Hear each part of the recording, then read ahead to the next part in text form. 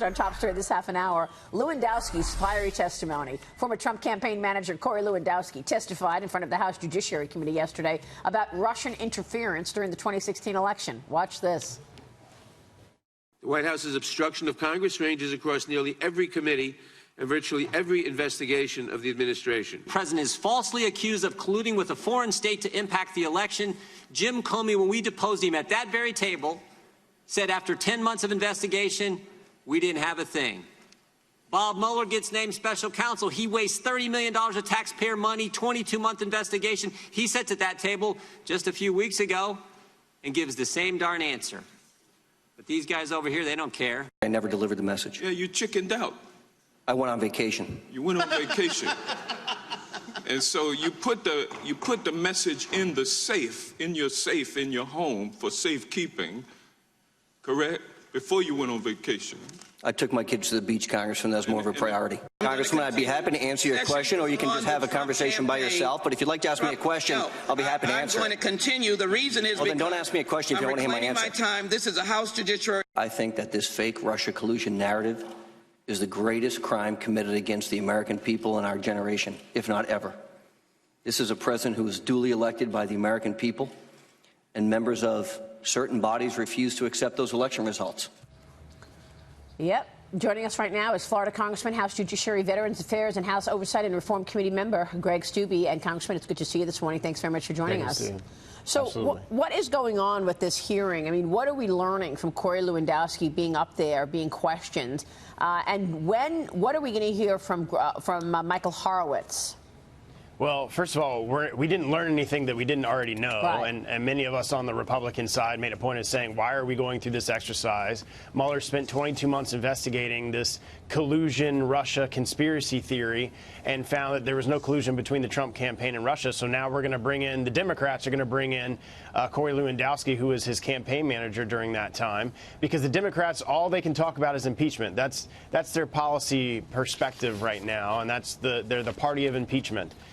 So I don't think I'm looking forward to the IG's report coming out. I've been told that it's complete, that the Justice Department is going through it to learn what needs to be redacted from a classified standpoint. Yeah. So hopefully we'll get that report very soon. Okay, and I think the American people what are you going to do about that. it? Your colleagues on the left are probably just going to ignore the report. I mean, what are you going to do about it? We know the abuse that has taken place here. We've got the FISA documents investigation that's ongoing. GOP lawmakers are waiting on that DOJ Inspector General report on the origins of the Russia investigation, but we pretty much know what it's going to say. Chairman Lindsey Graham weighed in on it on Hannity last night. Listen to what he said.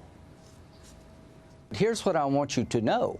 Every American should be concerned about the fact that the Department of Justice and the FBI knew that the source of the document had a bias, and they did nothing to ensure the document was reliable. It's not reliable to this day, and if the court doesn't clear this up and take corrective action, then why do you expect people in the future to be deterred? If somebody doesn't go to jail and if the court doesn't hold those who lied to the court accountable, then we will have missed a great opportunity to restore the rule of law. Well, and restore truth. I mean, the Inspector General, Michael Horowitz, will testify at a hearing on Capitol Hill today. What are we going to learn? Is he going to be asked about the FISA failures and the fraud committed in the FISA court, like not including exculpatory evidence to the FISA court with that dossier?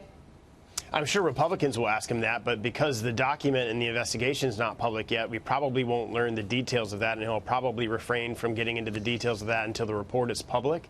But thank God for AG Barr and that AG Barr is in the Justice Department, because if there were crimes committed, I feel very strongly that he's going to prosecute those crimes. And I think the American people deserve to see what truly happened here. What precipitated all of this was just a narrative by the Democrats from a FISA abuse of a phony dossier, and that's where we got to where we went today. Yeah, once again, Hillary Clinton and the Clinton machine running the world, Governor. I mean, it was her that was actually colluding with the Russians. She paid for the dossier. She did, absolutely. Congressman, at some point, I mean, we all want to believe, this is Mike Huckabee, and I think we all want to believe that this is going to get sorted out. And there's going to be some accountability on the part of the people in the Obama administration who were actually in power at the time when the Russian interference was going on. Donald Trump was a candidate. He was a private citizen. So why are we asking him to be accountable for something when he was not in government and the people who were in government are basically getting off the hook? Do you have any hope and confidence we'll get to the right people and hold them accountable? And that's a great point, and that was brought up in the hearing yesterday by Republicans. Was the Trump campaign ever advised of the fact that the Obama administration knew that Russians were trying to meddle in the campaign? They knew. And you can't help but think that all the way up to the top of the president knew that this was going on, and they failed to advise the Trump campaign that this type of thing was going on, and these bad actors were out there trying to influence it. And it's because they wanted to set this whole thing up and put it into perspective. If Trump won, they could investigate him and create this whole collusion narrative that he was colluding with the Russian government, and he was not. So I'm hopeful that AG Barr is going to bring these people to justice if there were crimes that were committed. In terms of casting, though, this Democrat-controlled committee, first it was Bob Mueller, disaster, that didn't deliver the results, and then they bring, you think you're going to get one over on Corey Lewandowski? He's a pit bull. And he kind of raked you, I mean, he kind of dragged you over the carpet, so to speak. I think he did a great job and responded to Democratic. You know, the Democrats were just trying to tee him up on things he knew they were going to try to tee him up on, and he responded accordingly. Look, after 22 months of investigation, there was no conspiring with the Russian government, and that was a fact. Yeah. Congressman, you go out in the public every week, you talk to your constituents. How many of your constituents come up to you and say, Congressman, I'm really concerned about Donald Trump colluding with the Russians, Donald Trump somehow making a disaster out of racism? I mean, I'm just curious, because you talk to your constituents. How often does that come up from the actual voters in your district? I talked about that yesterday, and we just got back from our 6-week break over the August recess. Right. And I was out in my district many times, all over my district. I have a very large district in the state of Florida, and not a single Floridian, even Democrats, not even a single Democrat, came up to me and talked to me about impeaching the president.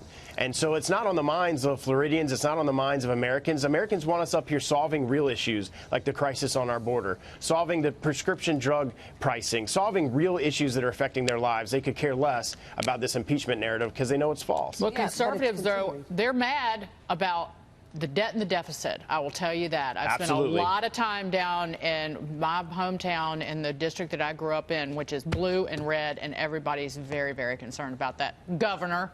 Well, no, but let me tell you what. I think that they may be upset about that, but they know that the Republicans can't fix it by themselves as long as you got Democrats running the House, where spending bills start. You can't blame Republicans for all of that.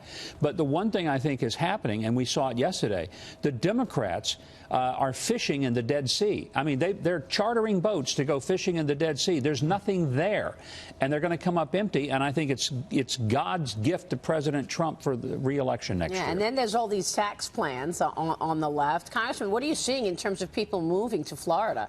I mean, this week we had Carl Icahn announce that he's moving his hedge fund from New York to Florida. These tax plans on the left are only going to get worse in terms of if Elizabeth Warren gets in or Bernie Sanders want to raise taxes. Yeah, 1,000 people a day move to Florida. We don't have an income tax in Florida, and that's why there's a lot of people up north that move down, not just for the weather, but for our political climate and our economic climate. Florida's a great place to not just retire, but to start your business and to reside. So you'll continue to see people move here. And I think we pick up a couple congressional seats in this next census because of all the people moving to Florida. All right, Congressman, good to see Except they're liberal and they're going to vote blue. Well, that's potentially. I don't know. I think there's some Midwesterners that come down here that are voting Republican. And try to push for different policy, like what we're seeing a little in Texas. Not on my side of the state. The people moving to my side of the state are Midwesterners that are conservative. All right, great. Congressman, good to see you, sir. Thank you. Thanks. Greg Steube there.